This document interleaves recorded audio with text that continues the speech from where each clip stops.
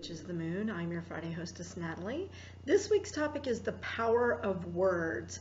And I'm going to talk just very briefly about this because I actually did a video on this very topic a few months back on my personal channel. So I'm going to link I'm going to provide the link to that video in the down bar and recommend that you guys go ahead and watch that video for a more detailed discussion because I don't want to rehash everything I said in that video. Basically, what I wanted to state here is that words, we as witches believe that words are extremely powerful. And I talked last week about the element of air and how words of power are one of the ways in which we incorporate the element of air into our craft and into our practice. But more importantly, we believe as witches that what we see in our minds and what we manifest in our minds then manifests itself in the physical, which is the point of creating words of power. Now, when I do my spellcraft, I like my words to rhyme. When I do an incantation, I typically will come up with some sort of a rhyme or something with a rhythmic movement to it, because to me that just kind of helps with the flow. Not everybody does. Some people just come up with a little something that they say and that's it. And not all of my spellcraft rhymes specifically, but I do tend to come up with little rhymes that I'll write down, and I put those into my Book of Shadows so that when I come up with something, now I don't happen to have my Book of Shadows here. I'm at my office at the moment. This is my bookcase. Over here's my lovely little cabinet. I have the lights off on it. I do put those words of power for a specific purpose into my Book of Shadows when I write up whatever it is that I was doing. Like if I'm creating a spell for drawing money to myself, I might say, "By Lord and Lady, bring to me money, wealth, prosperity," something simple like that. And I'll write that down and I'll put that into my Book of Shadows and use that as the incantation when I enchant whatever it is that I'm doing.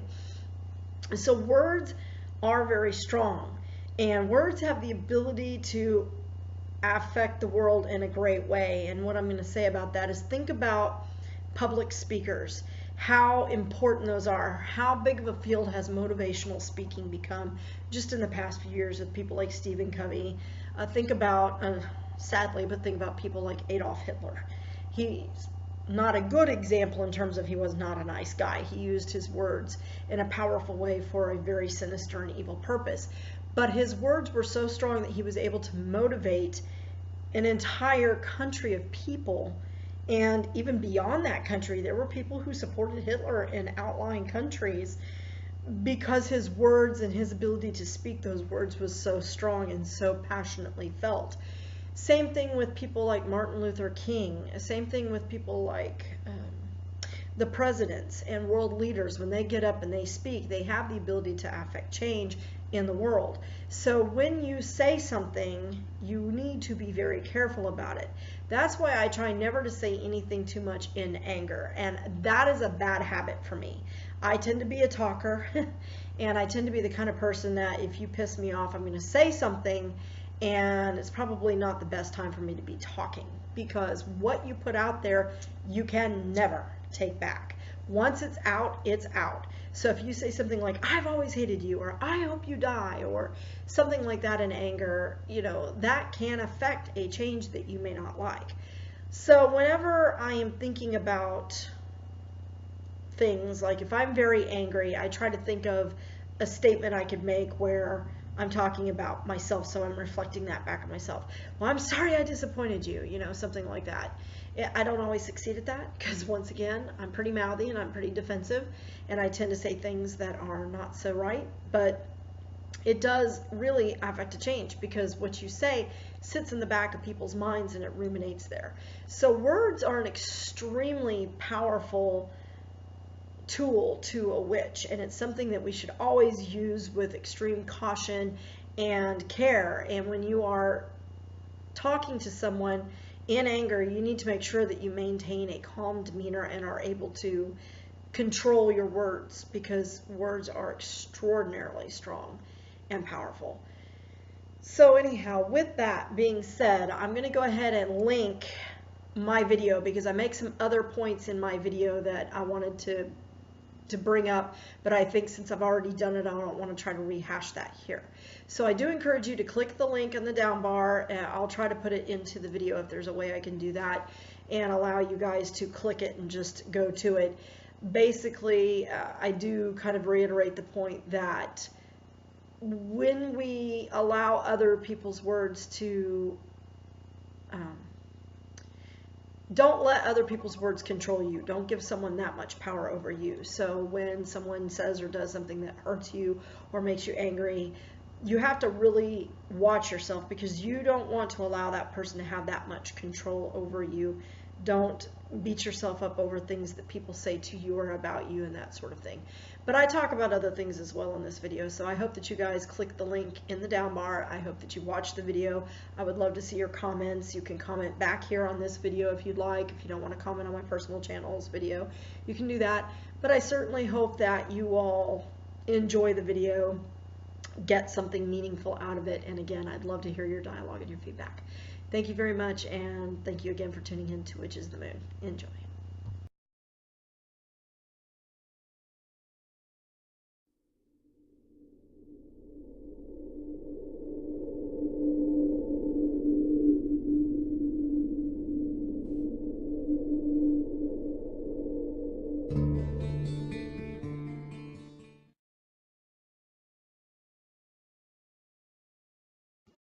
Good morning, everyone. Welcome back to Natalie's Witchy Wisdom. Today I'm going to talk about a topic that's been mulling around in my head for a while. I've been watching several videos of late from different people that have had some excellent ideas that I want to share and pass on. If I can get the links and figure out how to get the links into the down bar to these people's specific videos, I will do so. If not, I'll give you their names so that you can look them up and find them for yourself. And I'm going to try to avoid saying because it drives me nuts when speakers say Nope, there I go again. See? I am that person that sits in the audience and starts counting how many ums you say. So I try to avoid doing that in my own talking. The topic I want to talk about today is words. Words as a tool. Not just for the witchy person either. I think that this is going to be a video that kind of, I hope, transcends just the witchy community, because I think it's something that's important to people in general. I think it's something that is very wrong with our society today as a whole. We underestimate the power of words. So I want to start out by talking a little bit about neurology, because I am a science-based individual. I have 2 Masters of Science degrees, and I am working on a PhD in child development, which is a science-based field. So what I would like to talk about a little bit, and it's not going to be like a full, neurology class, so don't freak out on me, but I have this adorable little brain. I don't know how clear you can see that, but hopefully it's enough that you can kind of see. And as you can see, I have labeled the various sections of the brain simply because I was bored in the workshop I was in, but I thought the brain was cute. So that is what I'm going to use as a model. Now, my husband has a problem with my path, because he says, how can you, as a scientific person, a person with 2 Masters of Science degrees, believe in magic? Well, because it's the people who believe in magic that drive the world. And what I mean by that is a lot of people have a very misguided idea of what magic is. Even a lot of people that come into the field of witchcraft have a very Hollywoodized, glamorized idea of what magic is and what the practice of magic means. And so they come into this field with thoughts of Harry Potter and wands and witch wars and zapping people and, ching, I'm going to change you into a toad. And we all know that that's not really how that works. Belief in magic, our definition of magic is the manipulation of universal energies around you all the time. Anybody who has switched on a light bulb should be able to believe in the practice of magic, because all that is magic. It's the harnessing of energy and directing it for a purpose. Edison was not the first person to believe that this was possible, by the way, for those of you that think that perhaps Edison was. No, Edison was not. But he was the first one to get it published and patented. So, thank you, Thomas Edison. Anyhow, when you are talking about energy, we know that energy surrounds us all the time. Everything around us has some form of energy. Everything is made up of molecules and atoms that produce energy. And yes, that does include rocks. I know my husband says, how can you believe that rocks have energy? Rocks produce energy. That's the most ridiculous thing I've ever heard. In my most basic hearing science classes, we talked about something called fundamental frequency. And what that is everything puts out some form of energy. It vibrates at a certain level. Think about the opera singer. When she hits the right note, she shatters the wine glass. Why does that happen? Fundamental frequency. She has matched her frequency of her voice to the frequency of the glass, and that causes the molecules to shatter, to separate. Everything has a fundamental frequency. If I could find the right frequency, I could shatter your body. I could shatter this computer. I could shatter this crystal. I could shatter this crystal. They don't have the same fundamental frequency. Fundamental frequency is very unique to each item. Now, that being said, I am going to state that there is not a lot of scientific basis for crystal healing. Those of us that use crystals know that there are some energies that you gain from that helps you. There may not be a scientific base for it. Okay, so what? Some things are driven on faith. Science does not explain everything that goes on this planet. There is a lot of stuff that science thought it knew, that it turns out it was the complete opposite. So you cannot base everything in science. Okay, science is based largely on observation, then experimentation and conclusion. So a lot of times people believe things for a long, long time, and then it turns out that some new research shows that it's not true.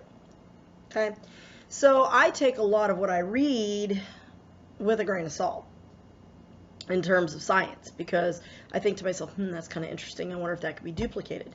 So that's how I think. But it does not deter my belief in magic, because I understand that magic is not Harry Potter, okay? We like that idea. We wish it worked that easily. That's not how it works. But we do know that we can manipulate the energies without, through us and around us to create a means or an end to a means. Means to an end. Sorry. So, that being said, I want to talk a little bit about the neurology of the brain. Here's your brain. Not your brain on drugs, just your brain.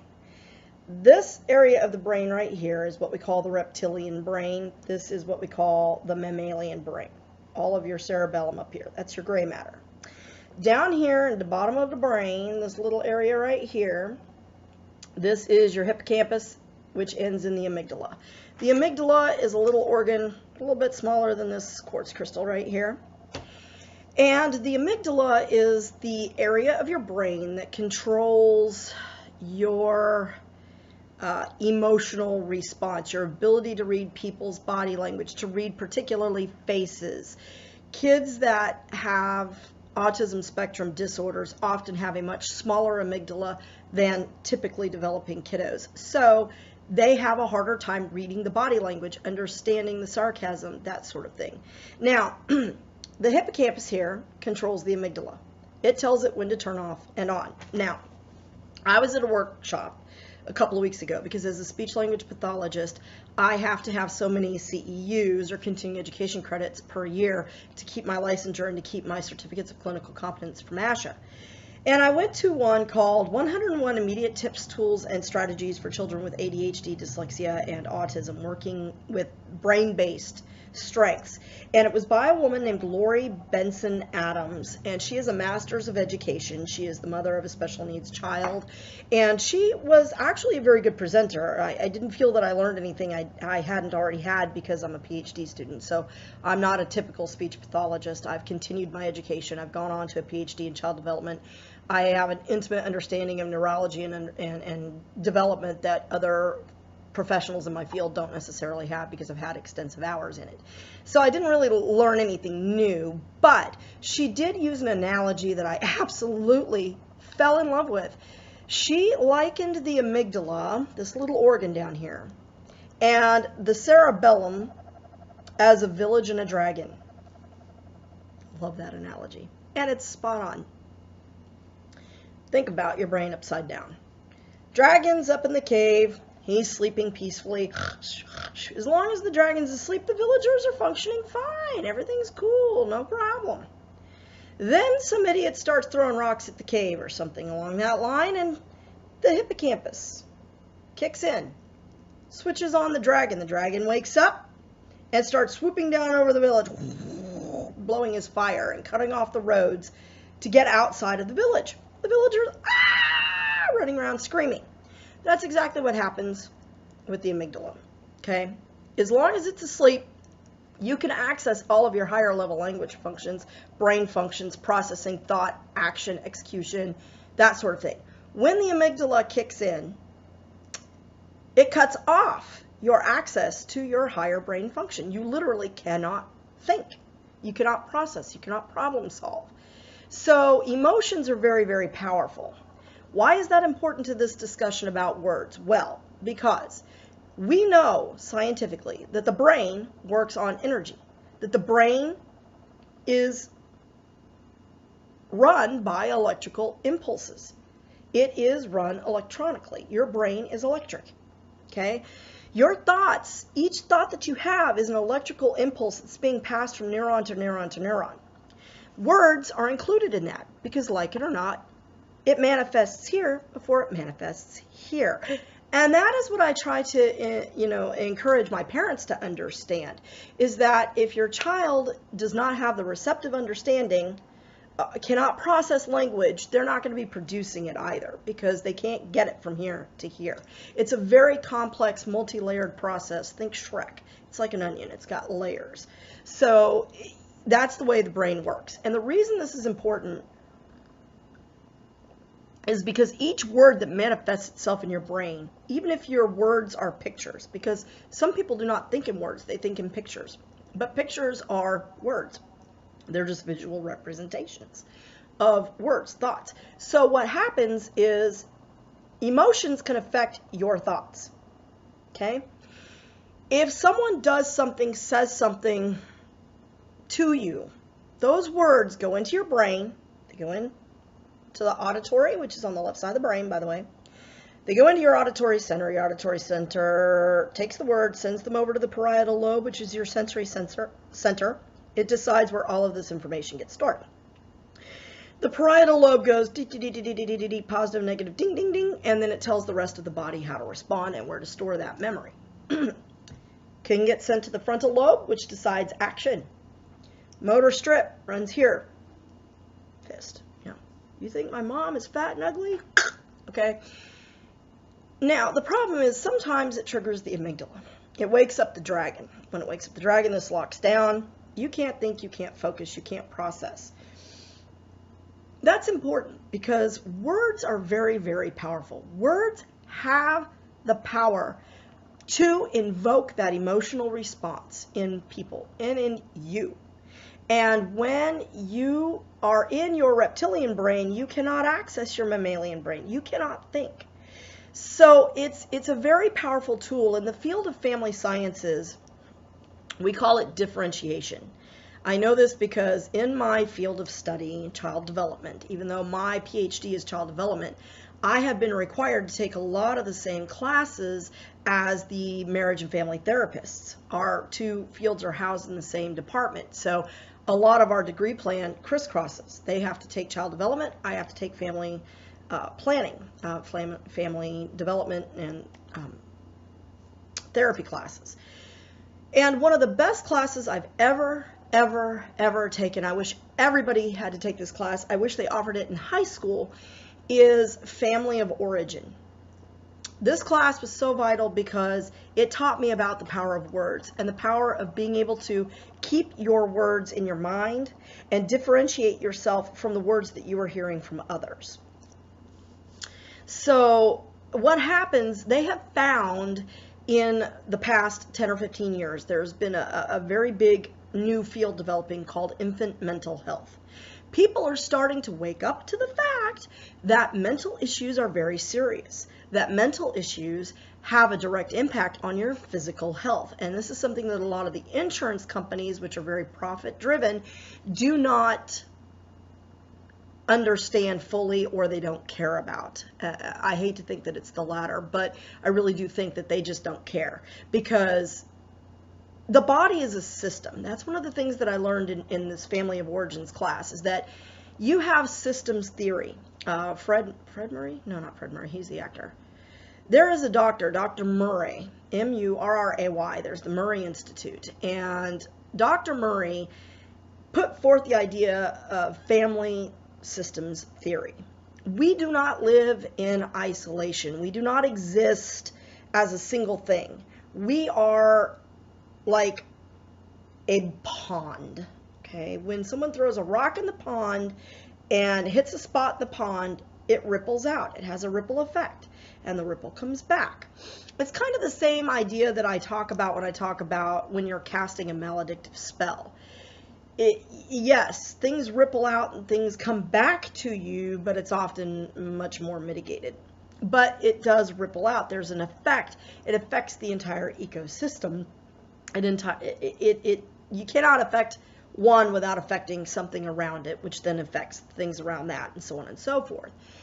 So when someone says something, and I'm going to give an example of words specifically here. When someone says something ugly to you, oh, that's a horrible outfit you're wearing. Why did you ever pick that outfit? You look like a fat cow.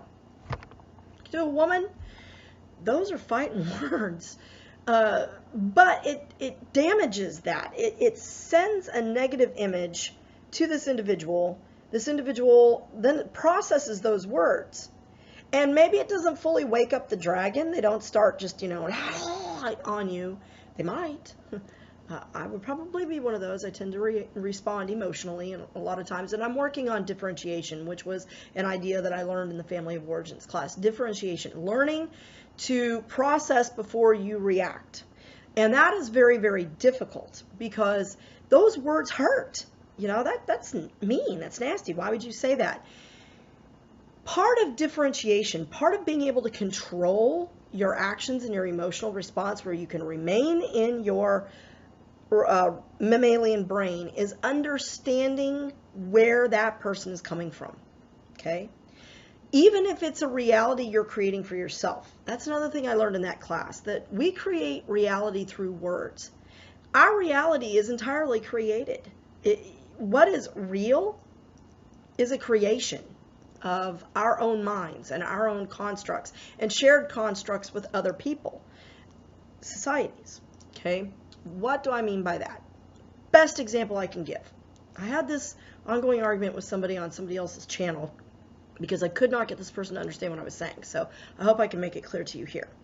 You have two siblings raised in the same household. They're raised the same way. They're given the same disciplines for the same actions, what have you. Two very different individuals. One individual grows up believing that they were highly abused emotionally, physically by their parents. The other sibling does not perceive their upbringing that way. Their perception is that they were raised with strict discipline, but it was always done lovingly. Who's right? Was it an abusive household? Or was it a constructive but disciplined household? Two same experiences, same household, same everything the same. You ask the parents are going to tell you they love both of these children equally, and they probably do. Differently, but equally. Kids are different. You can't love two kids the same way. But you love them the same amount. But who's right there? It's a matter of perception, reality. And words create our reality. When you start changing your words and you start applying new meanings to the words that you are hearing, you gain a new understanding. Perhaps the person that told me that was just told by somebody else that they were stupid. And so they're processing that information. It's affecting them, and it's affecting their words, and they're lashing out at the first person that they see. Possibly even somebody that they love or care about, or a friend. It happens. So I could take those words and I could say, you're a bitch. Or I could take those words and say, well, don't appreciate the way you phrased it, but perhaps there is another outfit that looks better on me. Maybe you could help me find something that looks a little better so I don't go out of the house today looking like a fat cow. The minute I say something like that, that's going to instantly register in their brain, and they're going to realize instantly that they said something that was hateful and hurtful. And most likely the response I'm going to get back is, wow, I did come off really harsh. I'm sorry. I took a situation, I processed the words, I remained in my mammalian brain, and I processed the words, and I turned it into a positive. Maybe you're right. Maybe I need to change my clothes. Can you help me? And I enlisted the person, and it instantly de-escalated the situation. We could have gone into a fight, might have ruined our friendship. But by processing the words and by holding on to those words and by trying to understand where those words are coming from, what's causing that person's brain to process those words that way and say them to me, I was able to maintain my composure and not allow my words to then again negatively impact them and continue that cycle of negative impact and abuse. Now, going back to the topic of infant mental health, sometimes people respond emotionally to words because words get locked in the brain. Kids' brains are remarkably plastic. The brain is remarkably plastic. We can change and flex and things happen, and we found that brain tissue continually regenerates, brain development changes much longer than we thought. That being said, they have also learned that those very, very early experiences in infancy, we're talking birth to 1 year, have a very strong impact on that person's behavior for the rest of their lives, including how they attach to other people and the kinds of romantic relationships that they have. Now, many of you may not be familiar with Sharon Ainsworth, Ainswrth, and Bowlby. I don't remember Dr. Bowlby's first name, but it's Bowlby, Bowlby, Bowlby. They did attachment theory. And what it says is that, those attachments form patterns later in adulthood, that certain smells, sounds, and words trigger responses in the brain that we may not even ourselves understand. Have you ever been around somebody that just all of a sudden made you very uncomfortable? And you couldn't understand why, and you're kind of like, oh, I just don't like this person. And you can't peg it down. It's not anything the person's doing. But you get up and you move because you don't want to be near that person. There is something about that person that is triggering an attachment response in the brain, a negative attachment. You have positive attachment, negative attachment, and disordered attachment. So if you're interested in reading up on that, it is very interesting reading, and you can learn a lot about yourself and your own patterns of behavior. But words impact that.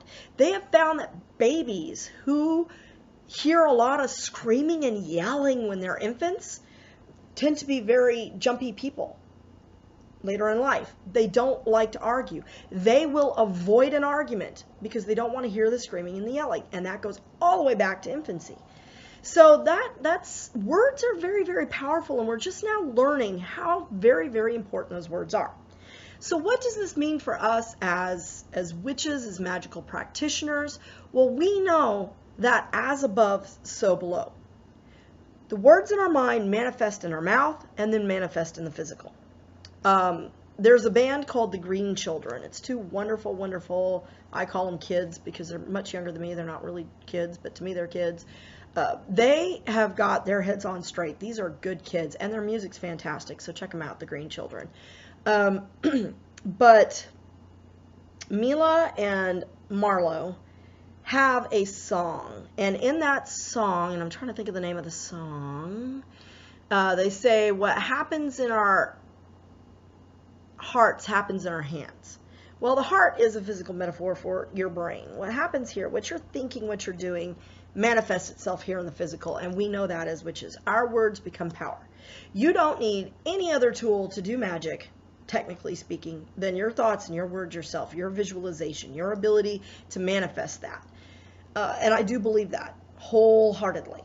However, I think that a lot of times we get so caught up in today's busy world and in technology that we forget about the power of words, because words have not gone from being verbal to being texting, typing, and we forget that even that is still a manifestation of our words.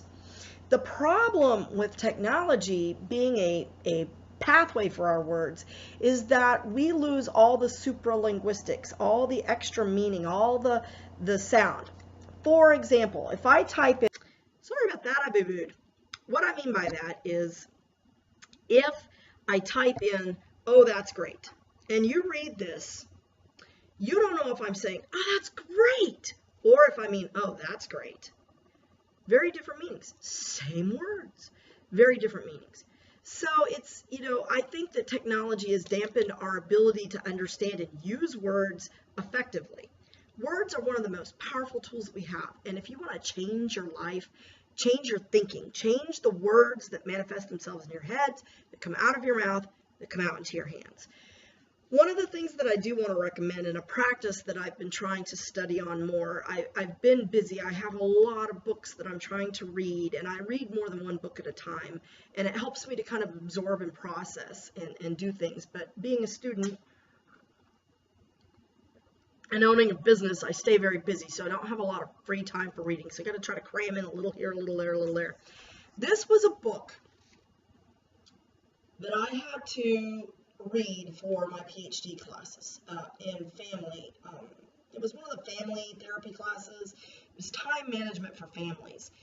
This is the book that introduced me to the idea of mindfulness and being fully present in the moment. And I read this book by Susan Smalley and Diana Winston, and it changed my life.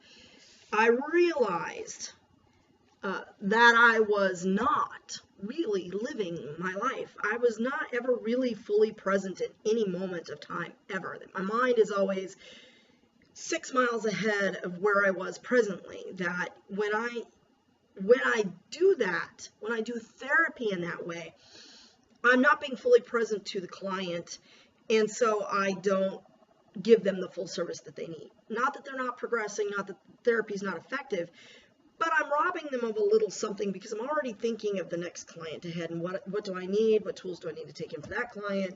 What are we going to work on today? Gosh, what is that kid's goals? That sort of thing.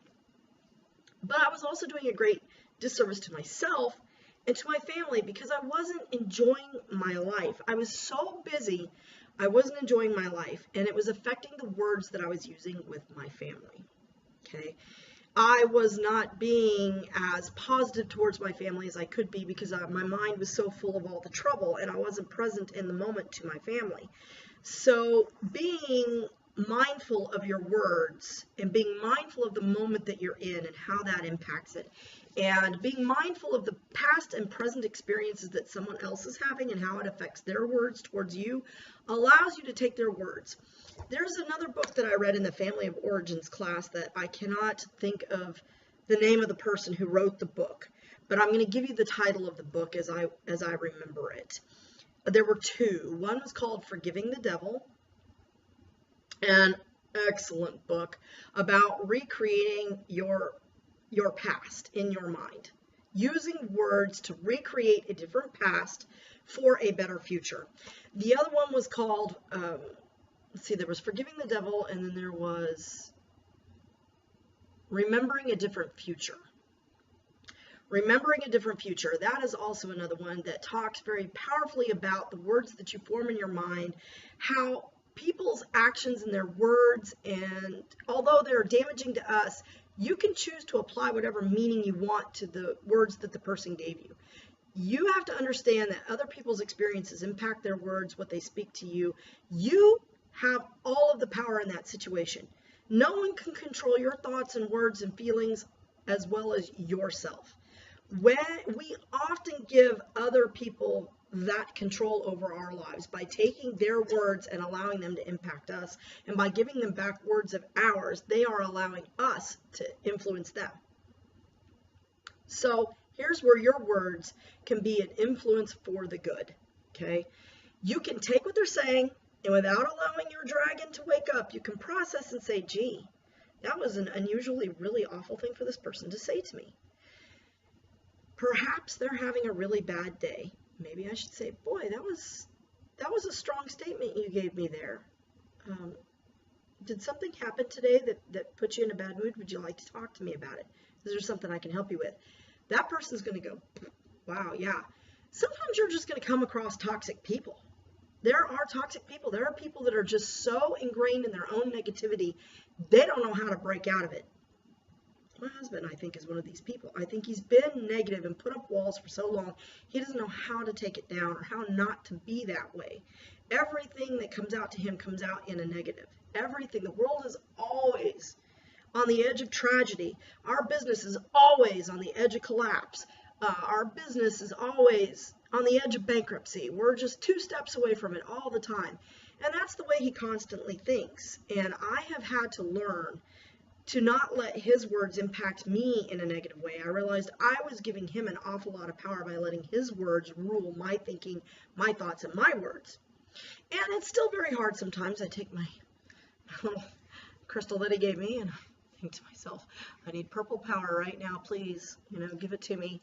I have started carrying some quartz crystal. I got this lovely piece of quartz crystal from Nadia Romanov, and I carry it with me almost all the time because it helps me. I take that, if nothing else, for a placebo effect. It helps me to just say, okay, this is one piece of clarity in my life. I can look through this and it is clear, and this is the view I'm going to take on everything that I see. I'm going to realize that he is panicked about the money. With him, it's always about money. I can almost always put it down to either 2 fears: money, rejection.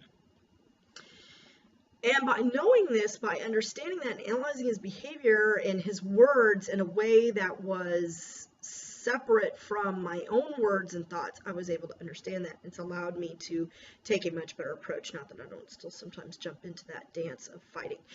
And here's the thing about that. This is the other key thing that I learned in that family of wordness class when it comes to people's words. Words are a dance. Okay? We fall into patterns based on those patterns of attachment that we get in our childhood.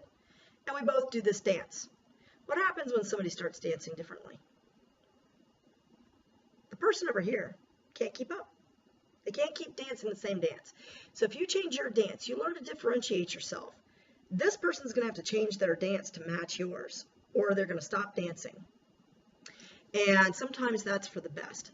Sometimes you have to get those people out of your life that just so negatively impacted that you just can't stay with it. And my instructor told me, you are going to hear that person say, change back. True story.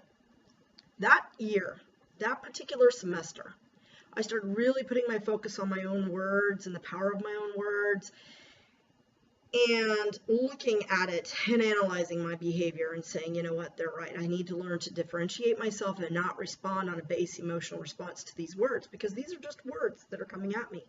I need to understand where they're coming from and the energy behind them in order to understand an appropriate response to those words.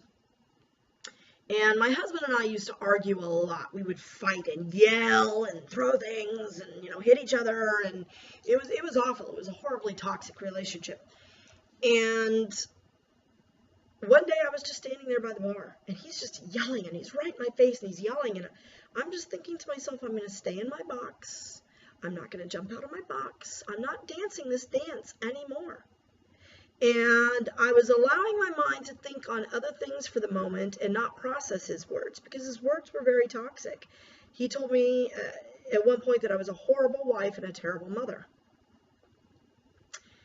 That was powerful. And that brought down a switch in me that it took years to recoup from. And I still haven't fully recouped from it. It really had a negative impact, because no matter how awful things got, I never told him that he was a horrible father or a bad husband. I told him he wasn't a very nice person, but I never told him that I thought he was a horrible father or husband. And that was powerful to me. That really impacted me. And I stepped back and I just said, I'm not doing this anymore. And we almost got divorced. But he got right up in my face and he said, you don't yell at me anymore. You're not fun to argue with anymore. You don't yell back. And I heard my teacher. I heard Dr. Brock at that moment saying, he's going to say to you, change back. Change back. It may not come out that way, but that's what he's going to say. And I realized she was 100% correct. And that moment was the pivotal moment in our relationship. And I looked at him, I said, no, I'm not dancing your waltz anymore. It's toxic. It's slush. And I want it out of my life, and I'm not dancing it anymore.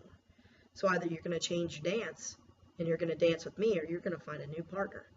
And it shocked him enough that he started really trying to make changes. Now, he still flips out over the money and he still gets very toxic when the money's there. But again, I don't think he knows how to break out of that, which is crazy because he's a social worker, so he's had a lot of the same classes I've had to have through the LMFT side of my program. So it's kind of crazy because he can't seem to get out of that pattern. Although he's fully aware that he's living in this pattern, he doesn't know how to get out of it, or doesn't care to. But those words, I stopped letting his words make an impact on me, and I started looking at how my words were impacting other people, because other people's words do influence you. Think about this. Your parents tell you things. They try to teach you things. They try to instill values in you. Sometimes you hang on to those values. Sometimes you find that those values don't jive with they don't resonate with you. But they still influence your view of the world, discipline, thinking, so on and so forth. The words of your teachers influence your thinking, your power, your worldview, so on and so forth. Things that you see and observe, the words of other people, they do impact how you respond to certain situations, how you think, and what you do. Other witches influence our thinking, our words, our understanding.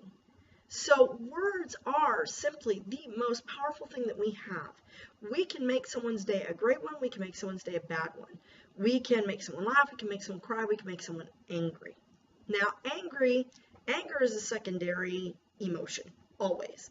It's underlined by confusion, fear, or sadness. Those are the three underlying things under anger. Anger is how we manifest our actions towards those kinds of things. So how do we take this knowledge and use it for our benefit? Well, I've given you some ideas already.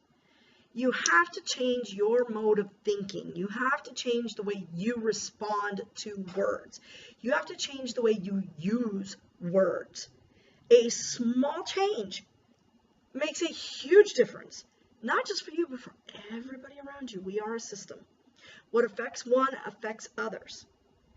And so by taking those words, processing them more fully, thinking about those things. Sorry, I think I see a fly in my house.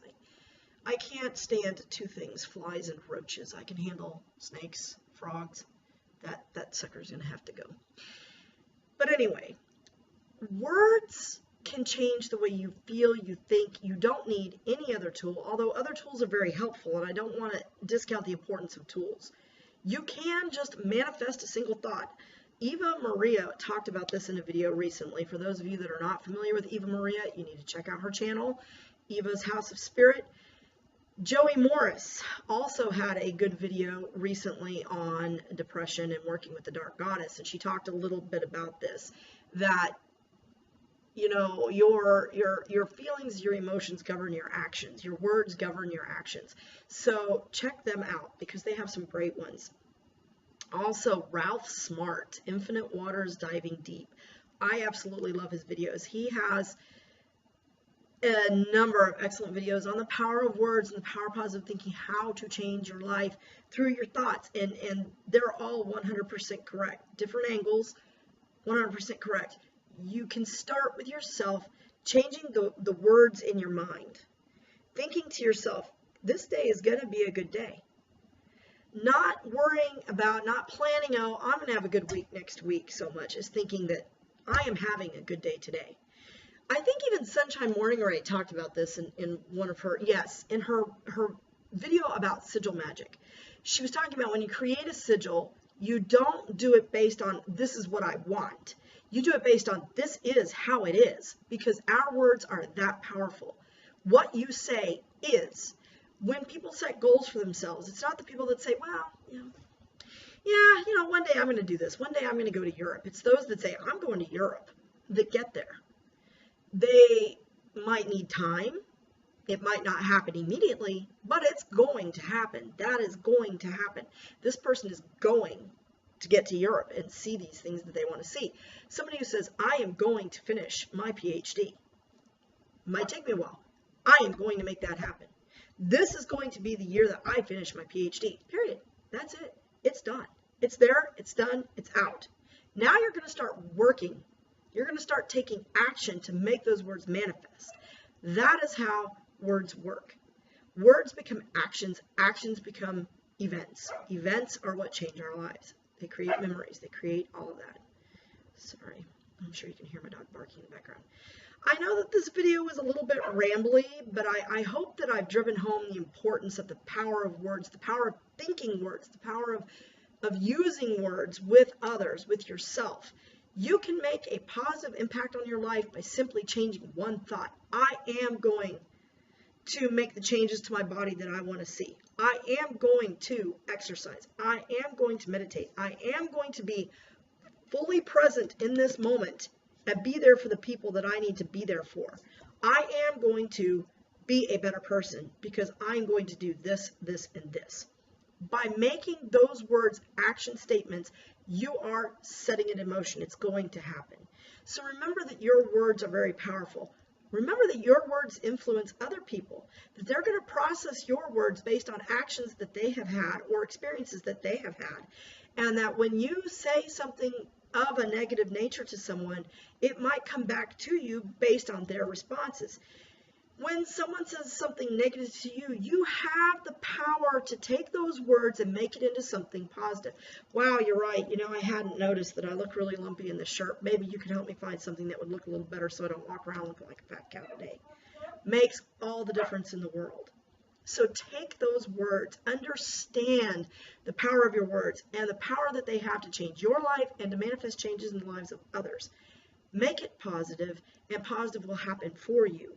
Now, you can't completely separate the negative, and this is an important point that I want to make before I close this video, because we understand as witches that the world is not all happy, love, light, and rainbows. We'd like it to be, but it's not. And frankly, we don't really want it to be, because you can't grow without the negative. Think about it this way. A forest fire might come off as a very negative thing. People lose homes, animals die, the ecosystem is temporarily destroyed in that area. However, new pine trees cannot grow. New plants cannot grow with all that superfluous undergrowth that's already dead. That stuff needs to go away. And a forest fire is the cleansing mechanism for that. Pine cones cannot release their seeds without fire. I don't know how many of you know that, but it cannot open and release the seeds without heat. So the fire is what allows new trees to grow. It gets rid of all that superfluous undergrowth, all that extra stuff you don't need anymore. It gets rid of it and allows for the new growth. It is the same thing with any negative experience in our life. Nothing is entirely negative, entirely positive, even the loss of a loved one. And this is something that I'm dealing with. I lost a friend recently, somebody I really truly call a friend.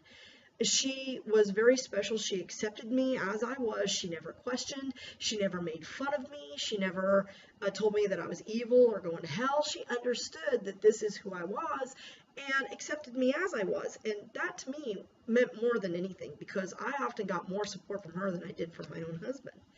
So, you know, her loss has been difficult for me, but now I'm trying to deal with the understanding that energy is neither created nor destroyed. She is still here with me, just not in the physical. And perhaps she's more special to me now than she was, you know, in the flesh, because now I really truly have her with me everywhere. At least that's my reality for that. But, you know, the negative things that people say to us, we have the ability to look at the positive side of those things and turn it into a positive, not just for ourselves, but for that other person. Because when you say something, as I've demonstrated, it's going to wake that person up to their words and to the power of their words. And they're going to say, man, yeah, I guess it was really strong. I'm sorry, you know, and they're going to understand that, gosh, what I said was just something really hateful and hurtful, and I probably should have been a little more careful about what I said. And they may be more mindful of their words the next time they come along a situation, you know, because now they're going to start processing, why did I say that way? That was really awful of me. They may not care. They're just some bad people. That's the case. Again, they're toxic people. Forest fire them out of your life. Same thing with a rain. You cannot have growth of new life and new plants without rain. We would die without the rain. We need the clouds, we need the darkness, we need the torments, the storms, because those are what allow us to grow personally as well as professionally. Sometimes one of the best experience you can have as a young person is to get canned from a job. The first time you get canned from a job, you start to realize there are boundaries to things that you can say and do, and that your actions impact your job. You know, it's a harsh lesson, but it's a lesson. And it's one that, you know, Joey talks about very, very well in that video about the dark goddess and depression and so forth, that, you know, working with deities that are dark in nature is not a bad thing. There are two sides to everything. Yes, Morgan can be dark. Yes, she's associated in some ways with death and war and battle, but she's also associated with birth and, you know, she is a triple goddess. She has all those aspects. So she's also associated with strength and overcoming difficulties. She is a tough mother. She's a kick you in the ass kind of mom. She's one of these of, okay, you know, you felt sorry for yourself, now get your ass up and get back out there because you don't have a choice. This is how it is. Take it, learn from it, grow from it, move on. And I think Joey encapsulated that beautifully in her video. So please go and watch Joey Moore's. She is absolutely fantastic. Ralph Smart, also excellent. A little more on the love and light side of things. He's very peaceful. He's very positive in his manner, and I appreciate that. And Eva, she's always wonderful. So check these people out. Look for Susan Smalley and Diana Winston's book. Please read this. This is an excellent, excellent book. And remember to keep your dragon in check, because your words, they'll tend to fly out of your mouth. And again, it's that's part of your brain, not this part of your brain that's talking. So always operate from here. Try not to operate from here. There are going to be times when you can't. Maybe you just need to walk away from the situation and take a cool down for a few minutes. But remember that your words are so, so powerful. Your most powerful tool. Use them wisely, use them well, and use them for growth. Try not to do something damaging with your words, because it is damaging to yourself as well. Hope you all have a wonderful day, and I hope that this has been beneficial to you. Peace and have a good day.